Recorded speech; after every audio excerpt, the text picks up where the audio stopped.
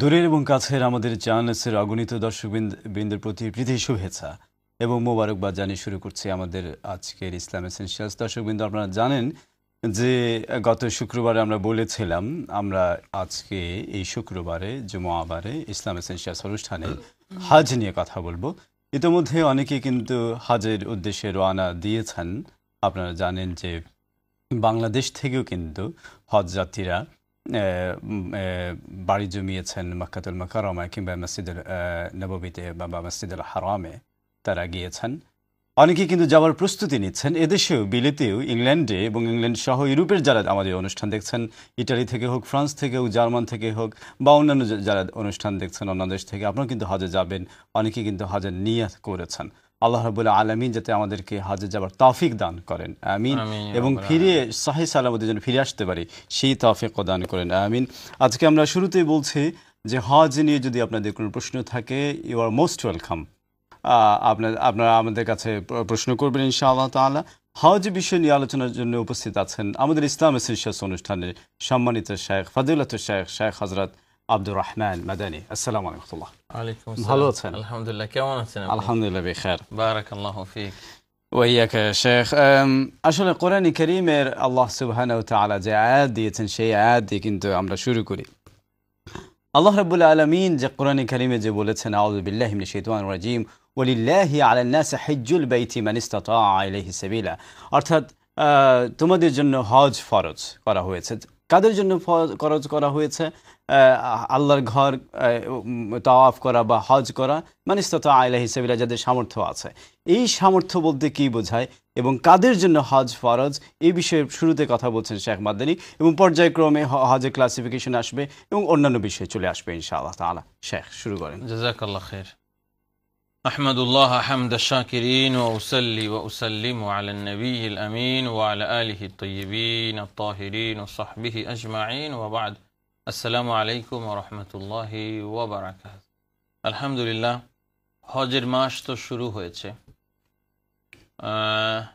শাওয়ালের 1 তারিখ থেকেই মূলত যেদিন ঈদ উল ফিতর হয়, ওই দিন থেকেই মূলত হজের মাস শুরু হয়। আল্লাহ তাআলা বলেছেন, আল হাজ্জু আশহুরুম মা'লুমাত, নির্ধারিত মাসের মধ্যে হজকে আদায় করতে হয়। আর এই নির্ধারিত মাসের ব্যাখ্যা হলো শাওয়াল, যুলকাদা এবং জিলহজ মাসের 13 তারিখ পর্যন্ত, বা যে সময়টা প্রয়োজন হয় 12 বা 13 তারিখ যেটাই আমরা বলি।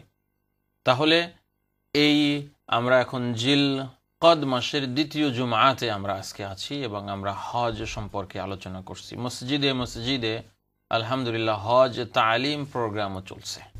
আমি নিজেও এখানে আসার আগে দারুল উলুম মসজিদে হজ তালিম প্রোগ্রামে ছিলাম। সেখানে প্রথমে আনসারি ভাই যে বিষয়ের অবতারণা করেছেন, সেই বিষয়তে যাওয়ার আগে আমার নজর এলো যে স্ক্রিনে কিছু সংযোজন এসেছে।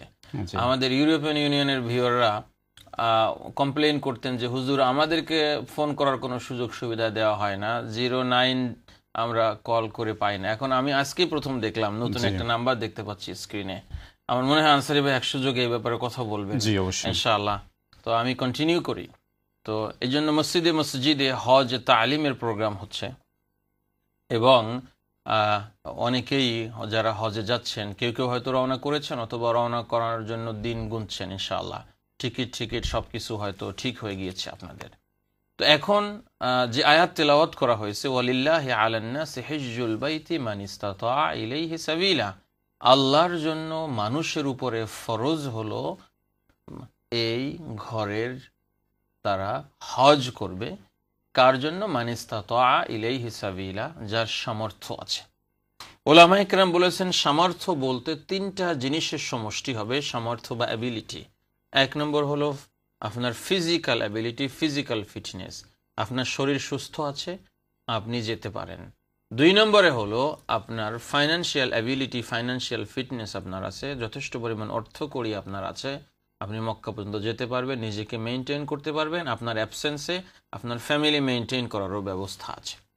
3 নম্বরে সবার জন্য শর্ত হলো যে আমার কাছে পয়সাও আছে এবং আমার শরীরও ভালো আছে, কিন্তু রাস্তাঘাট নিরাপদ না, যাওয়া যায় না, ফ্লাইটের ব্যবস্থা নাই, মারামারি চলছে, যুদ্ধ চলছে, তাহলে আপনার উপরে হজ ফরজ হবে না রাস্তার নিরাপদ হওয়ার আগ পর্যন্ত। এটা হলো 3টা কমন জিনিস ইস্তেতাআতের মধ্যে আসে। আর মহিলাদের জন্য এক্সক্লুসিভলি আরেকটা আসে, তিনটা সবার জন্য কমন।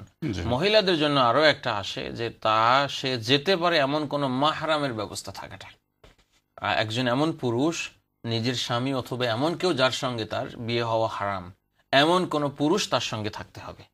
এই শর্তগুলো যদি একত্রিত হয় তাহলে একজনের উপরে হজ ফরজ হয়। এখন যদি কারণ না থাকে এবং খুব ইচ্ছা তার হজে যাবেন, আল্লাহর ঘর তাওয়াফ করবেন, মসজিদে নববীতে যাবেন, রাসূলুল্লাহ রওজা জিয়ারত করবেন, ইচ্ছাটা পূরণ কিভাবে হবে? ইচ্ছা পূরণের জন্য তিনি আল্লাহর কাছে দোয়া করবেন, কষ্ট করতে থাকবেন, আল্লাহ ওনাকে অ্যাবিলিটি দিবেন। এমনকি এমনও যদি হয় অন্য মানুষ যদি হজে যাওয়ার জন্য তাকে পয়সা দেয়, জি, তখন তার উপরে তখন হজটা ফরজ হয়ে যাবে, কারণ হজে যাওয়ার পয়সার ব্যবস্থা হয়েছে এখন। জি জি জি জি কাজেই যিনি হজে যাচ্ছেন, যেমন মনে করেন আমরা যখন হজ করেছি তখন আমাদের হজে যাওয়ার মতো পয়সা ছিল না, আমরা স্টুডেন্ট, কিন্তু আমরা মদিনা ইউনিভার্সিটিতে পড়তে গেছি। এখন মদিনা ইউনিভার্সিটিতে পড়তে গেলে মদিনার থেকে আপনার মক্কায় আসতে মাত্র 140 রিয়াল লাগে।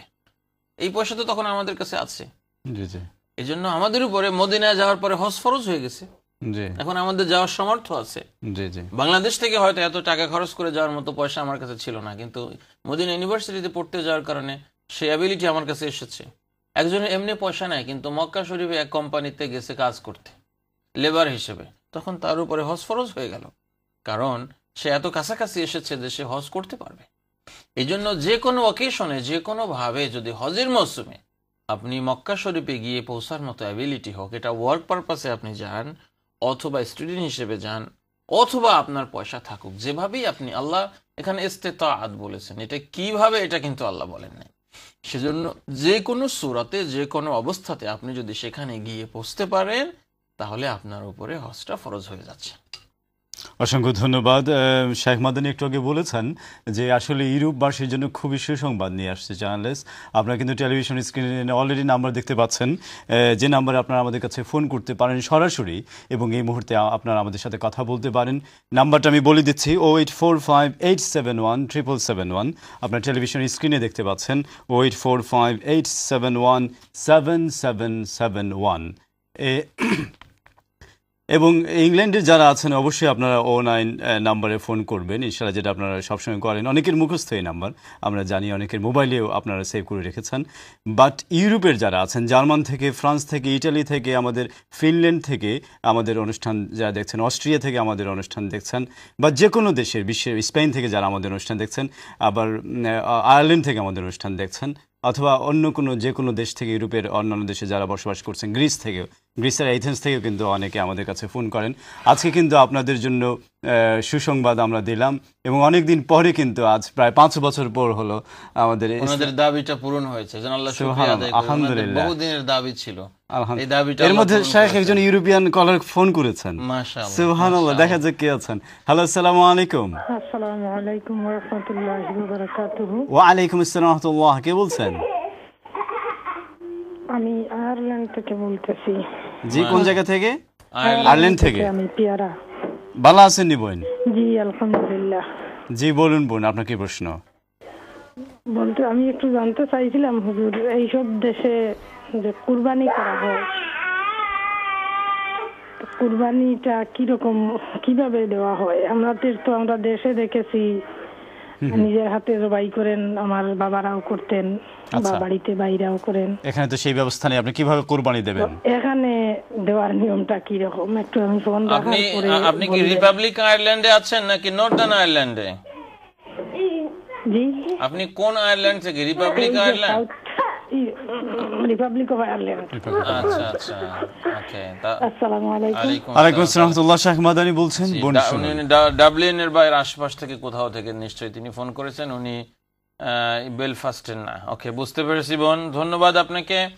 আমরা যারা ইউকে তে আছি, আমাদের এখানে বিভিন্ন স্লোটারিং হাউস যেগুলো আছে মুসলমানদের, যেখানে হালাল স্লোটারিং হাউস, যেটা এখানে আমরা সরাসরি গিয়ে অনেক সময় তারা জবাই করার মতন সুযোগ আমাদেরকে দেয়। আমরা যেতে চাইলে আমরা যেতে পারি, এই সুযোগ সুবিধা আছে। আমি নিজেও দুই একবার গিয়ে দেখেছি।